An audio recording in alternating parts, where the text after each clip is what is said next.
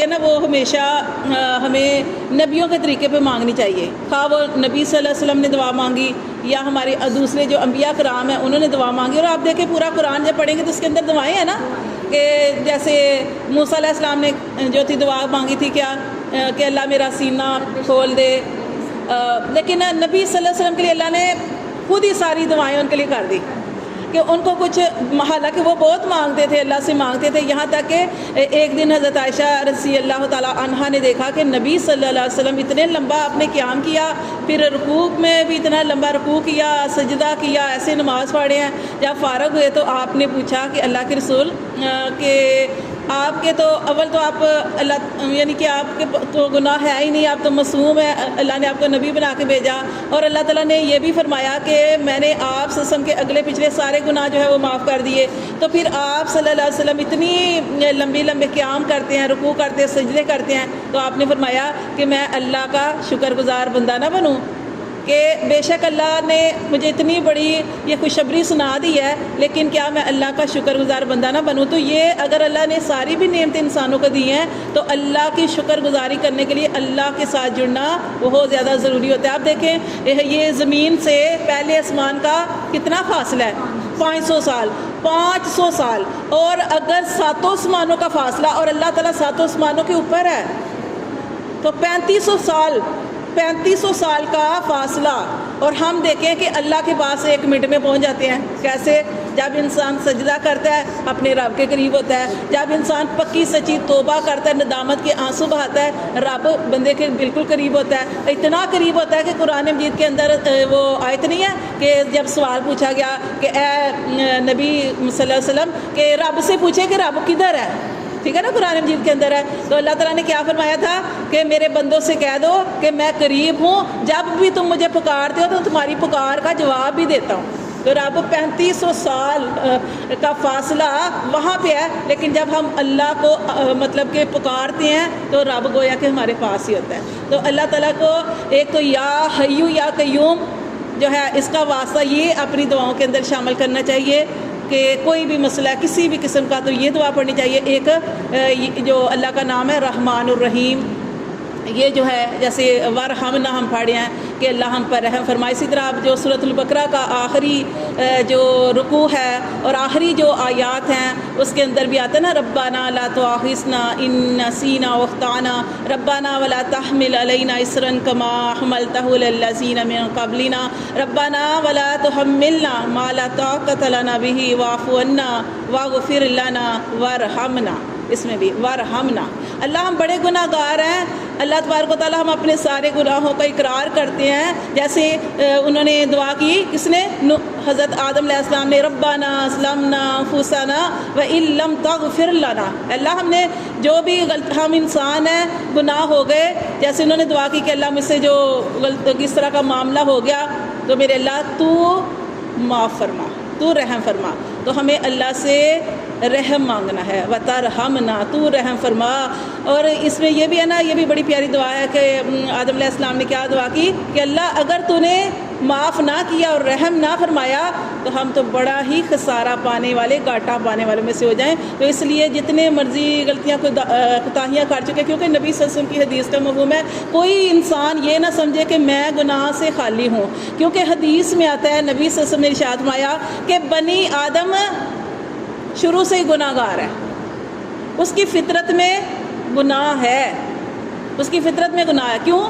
وہ جو آدم علیہ السلام سے جو ہو گیا، بھول کا معاملہ ہو گیا نا، اس لیے انسان کی فطرت کے اندر، لیکن انسان کی فطرت اور شیطان کی فطرت میں جو فرق ہے وہ یہ ہے کہ انسان جب گناہ کرتا ہے تو اپنے گناہ پہ نادم ہو کر اللہ کی طرف رجوع کر لیتا ہے، تو یہ آدم علیہ السلام کی صفت ہے، یہ اس صفت کو ہم اپناتے ہیں جو آدم علیہ السلام کی صفت تھی کہ انہوں نے اللہ کی طرف رجوع کر لیا تھا۔ اور جو اڑ گیا تھا اور جو اڑ جائے، مطلب جو گناہ پہ اڑ جائے، ایک بندہ ہے کہ غلطیاں کرتا ہے، یعنی ہم لوگ غلطیاں کرتے ہیں اور اللہ کی طرف رجوع کر لیں اور اللہ سے معافی مانگ لیں اور کہہ دے کہ اللہ ہم سارے گناہوں کا اعتراف کرتے ہیں تو اللہ تو بس ہمیں معاف کر دے۔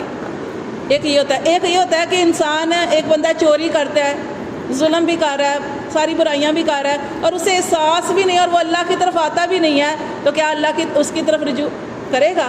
اللہ تعالیٰ کیا فرماتے ہیں کہ جو اللہ کی طرف جاتا ہے اللہ اس کی طرف دوڑ کے جاتے ہیں, جو قدم اٹھاتا ہے اللہ اس کی طرف دوڑ کے جاتے ہیں.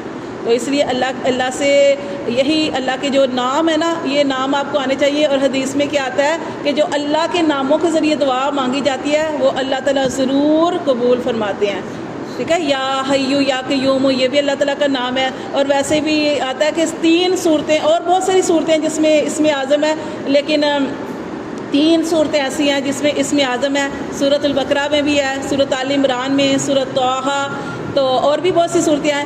لیکن جب اس کے بارے میں نبی صلی اللہ علیہ وسلم نے فرمایا کہ یہ جو سورۃ بقرہ میں, سورۃ آل عمران میں, سورۃ طٰہٰ میں اللہ کا اسم اعظم آیا, اس کے ذریعے دعا کیا کرو. تو جب ان تینوں صورتوں کو دیکھا گیا تو اس کے اندر یا حیو یا قیوم تھا.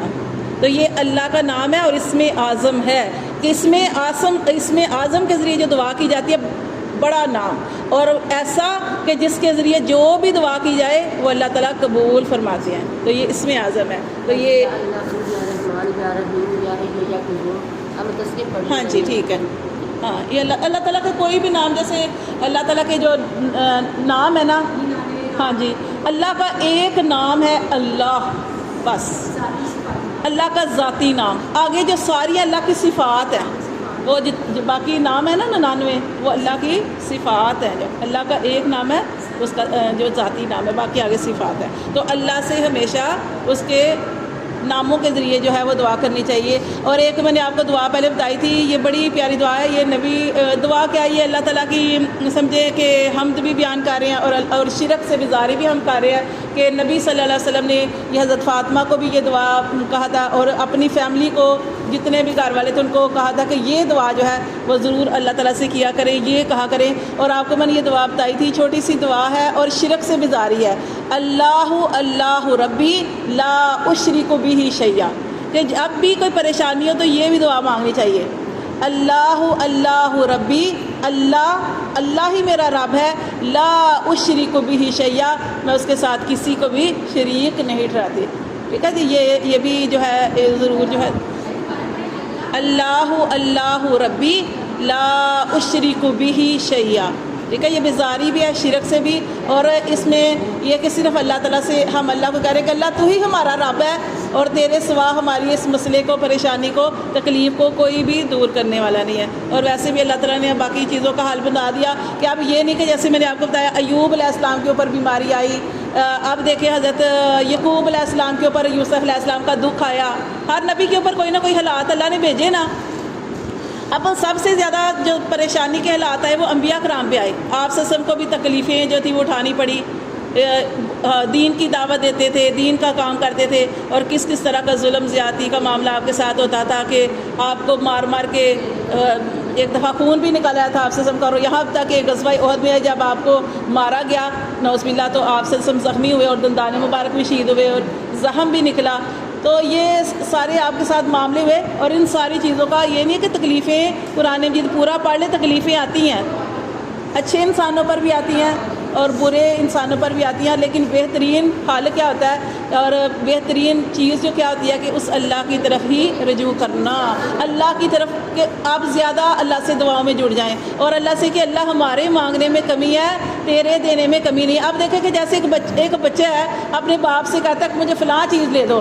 اب باپ جو ہے نا وہ پہلے اپنے بیٹے کو سمجھاتا ہے کہ میرے پاس بیٹا اتنے پیسے نہیں ہیں کہ میں تمہیں لے کے دوں, میرے اوپر آگے قرض چڑھا ہے. کوئی کہتا ہے سائیکل لے دو یا کچھ موٹر سائیکل لے دو یا کچھ بھی ضد کرتا ہے, تنگ کرتا ہے. 1-2 دفعہ باپ جو ہے وہ ٹالے گا, پھر بچہ جو ہے پھر ہو سکتا ہے محبت سے 1 دفعہ کہہ دے, پھر باپ کا دل یہ تو مطلب کیا کہ وہ لے دے گا, یا ماں ہوگی تو لے دے گی, آخر سن لے گی اس کی بات. تو ایسے ہی اللہ ہے, اللہ بہت زیادہ محبت کرنے والا ہے. تو ہمارے مانگنے میں کمی ہے, اللہ تعالیٰ کے دینے میں کوئی کمی نہیں. کوئی بھی مسئلہ ہو تو اس اللہ کی طرف رجوع کرنا چاہیے. یہ نہیں سوچنا چاہیے کہ میرے اوپر ہی حالات کیوں آ گئے ہیں, بیماری بھی آ گئی ہے, پریشانی بھی آ گئی ہے, یہ سارے معاملے ہو گئے ہیں. تو یہ اور یہ بھی نہیں ذہن بنانا کہ میرے اوپر کسی نے کچھ کیا ہے. جب آپ اس طرح کا ذہن بنا لیں گے نا تو آپ کا پھر وہ جو دھیان ہے نا پھر دوسری طرف چلا جائے گا. اگر حالات اللہ نے بھیجے ہیں, پریشانی اللہ نے بھیجی ہے, یا اگر آپ کے اوپر جادو تویز کا بھی کوئی معاملہ ہوا ہے اس کا بھی توڑ اللہ کر دے گا. کبھی نہ جائیں ادھر ادھر, کبھی نہ جائیں. اللہ نے آپ کو چیزیں بتا دی ہیں نا, سورۃ البقرہ جو پڑھتے ہیں منزل پڑھتے ہیں چاروں کل اس کے اندر آ جاتے ہیں. اور حفاظت کے لیے میں آپ کو بتایا تھا کہ سورت جو بد نظر سے بچنے کے لیے وہ سورت قلم کی آیات پڑھنی ہے, آیت الکرسی جو ہے وہ پڑھنی ہے. تو یہ ساری چیزیں جو ہیں وہ آپ کرتے رہیں اور اللہ پہ یقین رکھیں. تو اور یہ اپنا ذہن بنائیں نہ, کیونکہ اللہ تعالیٰ نے قرآن مجید میں ارشاد فرمایا کہ جادو بھی اللہ کے حکم کے بغیر نہیں ہو سکتا. لیکن جب آپ اپنا ذہن بنا لیں گے اور کسی کے بارے میں برا خیال کر لیں گے نا کہ فلاں نے ایسے کیا, تو یقین کریں ہو سکتا ہے اس نے نہ ہی کیا ہو. تو آپ کو ایسی چیزیں بھی ملتی جائیں گی کہ لگے گا کہ ہاں اس نے کیا ہے. یہ کیا ہوتا ہے شک, اور جب آپ کسی کے پیچھے اس طریقے سے لگ جاتی ہیں تو آپ کو وہ چیزیں بھی ایسے محسوس کرا دی جاتی ہیں, لیکن ہو سکتا ہے کہ کسی نے نہ کچھ کیا ہو. تو اس لیے اللہ تعالیٰ کے جو کلام ہے وہی شفا ہے, خواہ وہ بیماریوں کے لیے, جادو کے لیے, ہر بری نظر سے بچاؤ کے لیے, ساری بیماریوں کا علاج اللہ تعالیٰ نے قرآن مجید کے اندر رکھ دیا ہے. اللہ تعالیٰ کے ناموں کے ساتھ جڑیں, قرآن کے ساتھ جڑیں اور اللہ کی طرف رجوع کریں, اسی سے کامیابی ملتی ہے بس.